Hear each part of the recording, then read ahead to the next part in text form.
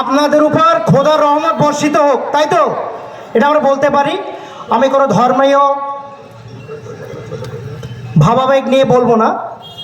যাক, আজকের যে অনুষ্ঠান, যে কর্মসূচি, মূলত নির্বাচনী প্রচার, আমাদের মধ্যে উপস্থিত আছেন আমাদের লোকসভার প্রার্থী মাননীয় তাপস ব্যানার্জি মহাশয়, আমাদের মধ্যে উপস্থিত হয়েছেন অঞ্চল নেতৃত্ব, আমাদের মধ্যে উপস্থিত হয়েছেন আমাদের এলাকার জয়ী সদস্যরা, এবং সর্বোপরি আপনারা, অর্থাৎ যারা জনগণ, গণতন্ত্রের প্রেমিক।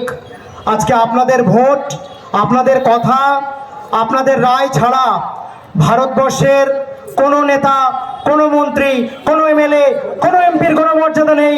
তাই সর্বপ্রথম আমি আপনাদেরকে সম্মান জানাই, যারা আপনারা এখানে এসেছেন। আপনাদের জন্য আমি প্রথম আমার মন থেকে, আমার হৃদয় থেকে আপনাদেরকে স্যালুট জানাই।